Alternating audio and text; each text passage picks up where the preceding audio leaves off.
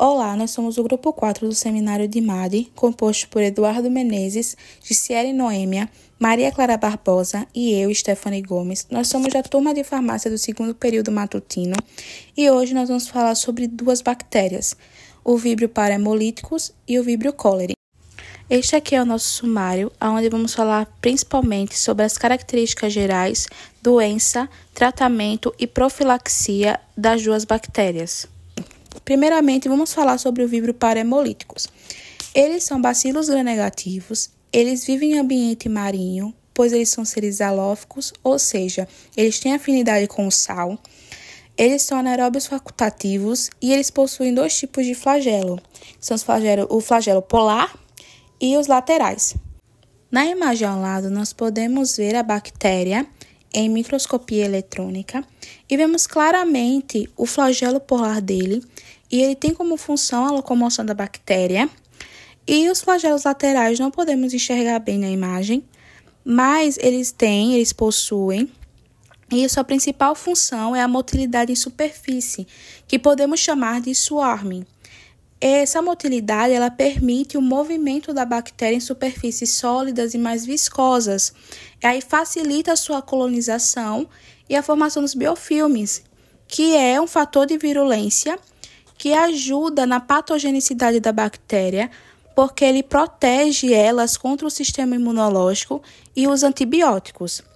Os locais onde podemos encontrar essa bactéria e acabar adquirindo-a é através do consumo de carnes de frutos do mar, que são cruas ou mal cozidas. Então, peixes ou ostras, por exemplo, que se não forem bem cozidas ou se ficarem cruas e tiverem essa bactéria, pode ser até através da contaminação cruzada, que é o quê? A má utilização dos equipamentos na cozinha, o que faz a bactéria se espalhar por todo o alimento, né?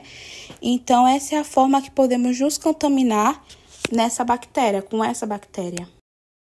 A doença causada por essa bactéria é, na maioria das vezes, uma gastroenterite aguda, adquirida principalmente após o consumo de frutos do mar crus ou mal cozidos. Os sintomas e sinais aparecem rapidamente e incluem diarreia aquosa, cólicas abdominais intensas, náuseas, vômitos e, em alguns casos, febre leve.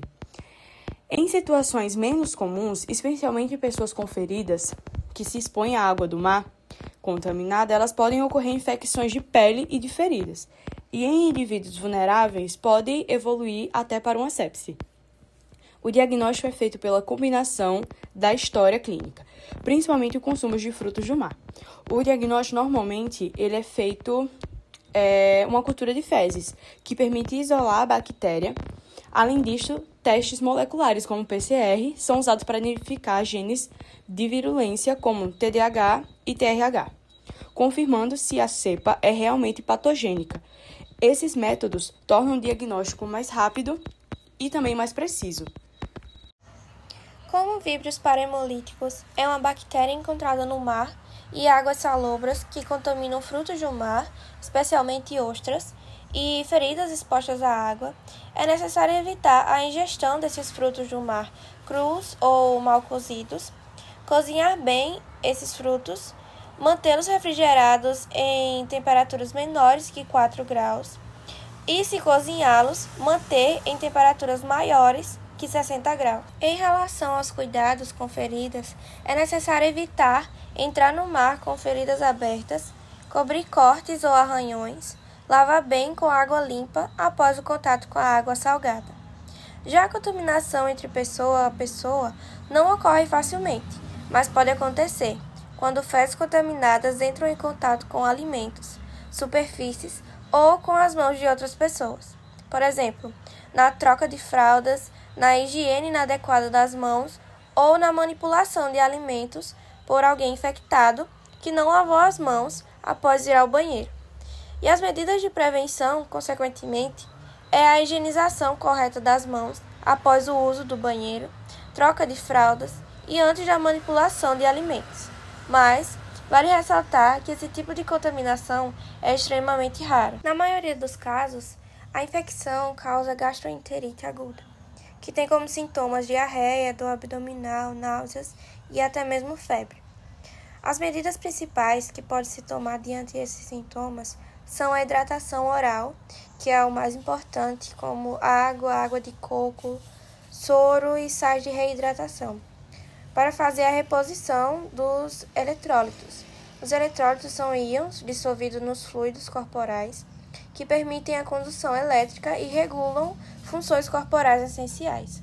Então, a solução de reidratação oral é uma forma ideal de reposição, pois já vem com os eletrólitos na proporção correta. Em casos moderados a graves, é indicado o uso de antibióticos, usando quando há diarreia intensa, febre alta, sinais de sepse, imunossupressão ou doenças graves. Imunossuprimidos, como por exemplo pessoas com HIV, pessoas com doença hepática ou em uso de antiácidos, também devem ter cuidado redobrado com frutos do mar crus, já que esses são os grupos de risco. Agora vamos falar sobre o Vibrio cholerae. Eles também são bacilos gram-negativos, possuem apenas o flagelo polar, são aeróbios ou anaeróbios facultativos e são encontrados em fezes e vômitos de pessoas contaminadas, ambientes aquáticos onde também são contaminados pela bactéria, alimentos, pois a falta de lavagem das mãos, por exemplo, ao tocar com a mão contaminada com a bactéria, acaba trazendo também aos alimentos, e manipuladores dos produtos, que são as moscas, por exemplo, através de suas patas, elas também conseguem transportar a bactéria. Eles se hospedam no intestino delgado, pois essa bactéria ela entra no organismo por via oral e consegue escapar da acidez gástrica, que é a primeira linha de defesa do hospedeiro contra a bactéria. Então, por meio do meio alcalino, que tem no intestino delgado, favorece a eles a proliferação, o que resulta na liberação da toxina que eles possuem e atingem as células da mucosa intestinal. Isso resulta no acúmulo da secreção e isso leva à diarreia, aos vômitos e principalmente à intensa desidratação.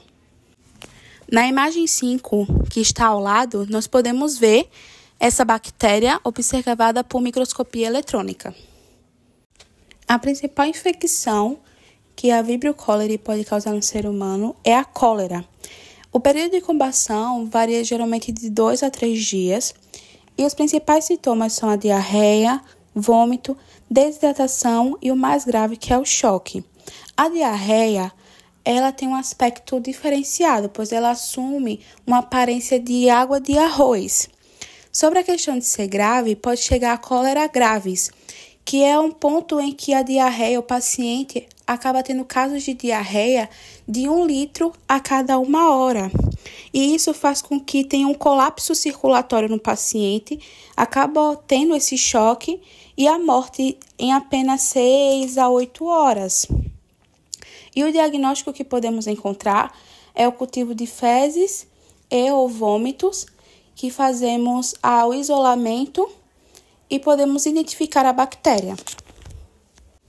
Na imagem 6, nós podemos ver pacientes que estão recebendo tratamento de um centro de cólera que é apoiado pelo Médicos Sem Fronteiras. Bem, a cólera é uma doença que exige intervenção rápida e objetiva. E o seu tratamento tem como foco principal a reidratação, que deve ser iniciada o quanto antes para repor os líquidos e os sais perdidos pela diarreia intensa. Em situações moderadas a graves, podem ser utilizados antibióticos como tetracilina, ampicilina ou azitromicina, para reduzir a duração da doença e a eliminação da bactéria. Além disso, a suplementação de zinco tem papel importante para a recuperação, especialmente nas crianças, pois ajuda a diminuir a gravidade dos sintomas. Em relação à profilaxia, o ponto central é impedir a contaminação. Isso envolve toda aquela questão de acesso à água tratada, saneamento básico adequado e práticas de higiene, como lavar bem as mãos e os alimentos. Em áreas de maior risco, a vacinação oral contra a cólera é uma estratégia adicional que contribui para reduzir os surtos e proteger as populações vulneráveis. Dessa forma, o tratamento eficaz e as medidas preventivas caminham juntos para controlar a doença e evitar a sua disseminação. Agora vamos ver um vídeo sobre a história da cólera, onde ela surgiu no povoado, conseguiram tratar, prevenir e combater esta doença. A história da cólera. esta é a história de como a cólera transformou o meu povoado. Pequenos bichinhos da cólera, pequenos demais para serem vistos, se espalharam pelo rio. Tão pequenos e tão perigosos. Sem perceber, as pessoas ao cartar água levaram o bichinho da cólera para casa. As moscas levaram o bichinho da cólera em suas patas e as mãos sujas também.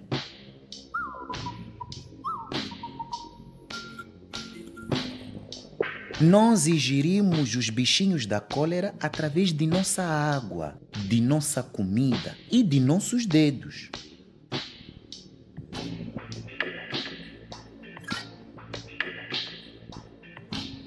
Aconteceu tão rápido.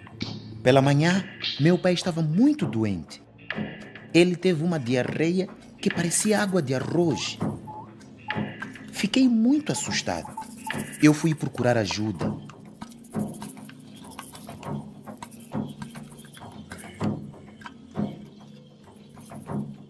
Nunca pedalei tão rápido. Com uma olhada, a enfermeira viu que era cólera. Trabalhamos rápido para salvá-lo. Preparamos uma bebida especial, o soro de hidratação oral, que nós chamamos de mistura. Primeiro preparamos água potável. Filtramos a água utilizando um tecido limpo e engomado. E depois fervemos durante 5 minutos. Então misturamos 1 colher de chá de sal com 6 colheres de chá de açúcar em 1 litro de água potável. Tinha gosto de lágrima, não muito salgada. Tive medo de ver meu pai morrer. Mas logo ele se sentiu um pouco melhor. A enfermeira explicou-me que nem todos que ingerem os bichinhos da cólera ficam doentes como ele, mas ainda podem espalhar a doença. Agora eu precisava levar água potável para o meu povoado e ensiná-los como se proteger da cólera. Vi uma menina carregando a água. Eu expliquei que ela poderia tornar a água potável adicionando a certeza e esperando meia hora. Havia um homem prestes a comer com as mãos sujas. Eu disse para sempre lavar as mãos com água e sabão ou cinza após usar a latrina. Somente com as mãos limpas ele poderia comer sem correr riscos de apanhar a cólera. Vi pessoas espalhando os bichinhos da cólera no nosso rio, através de fezes. Expliquei-lhes que devíamos passar a usar latrinas e as mesmas tinham que ser construídas longe do rio, a pelo menos 30 metros de distância. Isso era importante para não contaminar a água. Vi uma mãe preparando alimentos sem segurança. Eu disse a ela: primeiro devemos lavar as mãos com água e sabão ou cinza. Então nós temos que lavar e descascar os alimentos, cozinhá-los e comê-los sempre quentes e manter os alimentos tapados para evitar o contacto com as moscas. Divulguei os cuidados pelo meu povoado e corri para ver meu pai. Fiquei muito feliz quando vi que ele estava melhorando. Nosso povoado ficou saudável. Agora nós filtramos e fervemos a água ou colocamos certeza para garantir que ela seja potável. Nós sempre usamos latrinas e sempre lavamos as mãos com água e sabão ou cinza logo depois. Os alimentos estão a salvo de moscas, lavados e cozidos. E sempre lavamos as mãos antes de cozinhar e comer. Nosso povoado ficou livre da cólera. Espalhe a notícia. Seu povoado pode ficar livre da cólera também.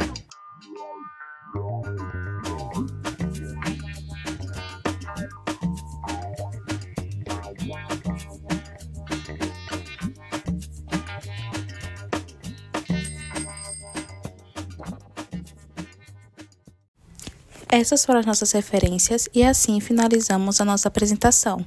Obrigada!